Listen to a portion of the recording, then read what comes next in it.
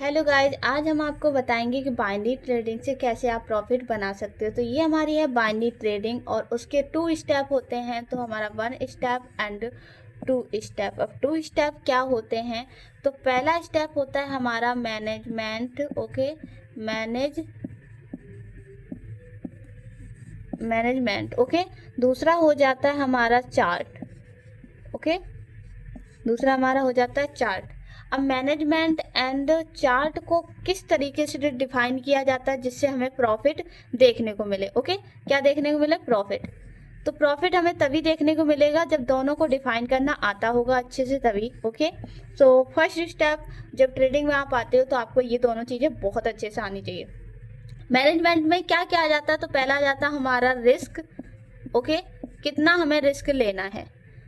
तो रिस्क का हम आपको एग्जाम्पल साइज यहाँ पर समझा देते हैं। तो हमारा एग्जाम्पल है यहाँ पर, जब हमारी रिस्क की बात आ जाती है तो यहाँ पर हमें, जैसे कि मेरे पास 1000 अमाउंट है तो हमें कितना अमाउंट यूज करना है। ओके, अमाउंट है तो हमें यूज कितना करना है, यूज कितना करना है।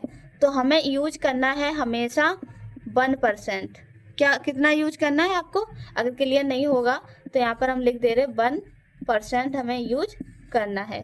ओके, अब बात कर लेते हैं चार्ट की। चार्ट को हम लोगों को कैसे एनालाइज करना आना चाहिए। तो पहला पैटर्न हो जाता है हमारा चार्ट एनालाइज करना।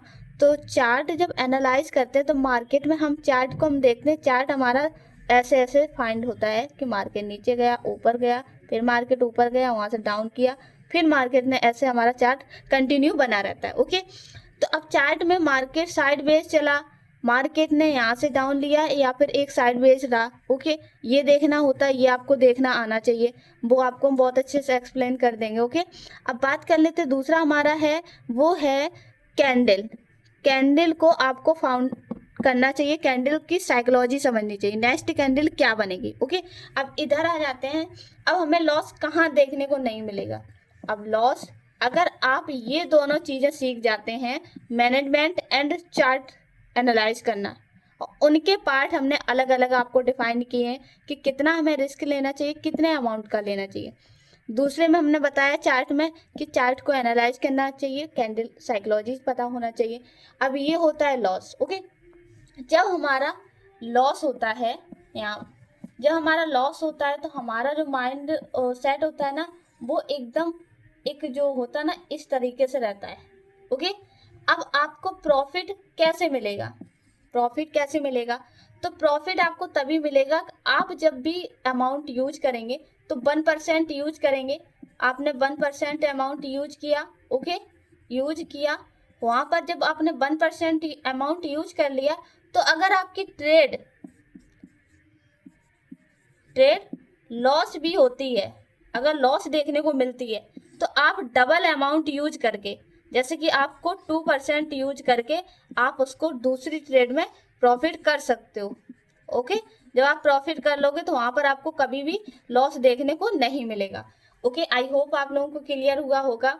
तो आपको इस तरीके का मोची बन के नहीं रहना कभी भी। अगर आपको नहीं समझ आया तो हम आपको फिर से एक्सप्लेन करेंगे। ओके, मैंने अपने चार्ट में भी बहुत अच्छे से बताया, ये आपको इस वजह से समझा रहे जिससे आपको कंफ्यूजन ना हो। ओके, सो जब आप समझ लेंगे तो आपको समझ आ जाएगा किस तरीके से मार्केट में प्रॉफिट किया जाता है। तो आपको हमेशा कैसे बन के रहना? आपको हमेशा ऐसे बन के रहना है, आप एक अच्छे ट्रेडर हो। ओके, सो आई होप आपको लोगों को अगर कोई भी डाउट रहता है तो आप हमसे कमेंट बॉक्स में पूछिए एंड हम आपके सारे डाउट क्लियर करेंगे। और बाइनरी ट्रेडिंग में सबसे पहले 2 चीजें होती हैं, इनको हम आपको अगर और ज्यादा क्लियर चाहते हैं तो वो भी डिफाइन कर देंगे। ओके, मिलते हैं नेक्स्ट वीडियो में, तब तक के लिए टेक केयर, बाय बाय। ऐसी मार्केट से प्रॉफिट बनाते रहिए, बाय बाय।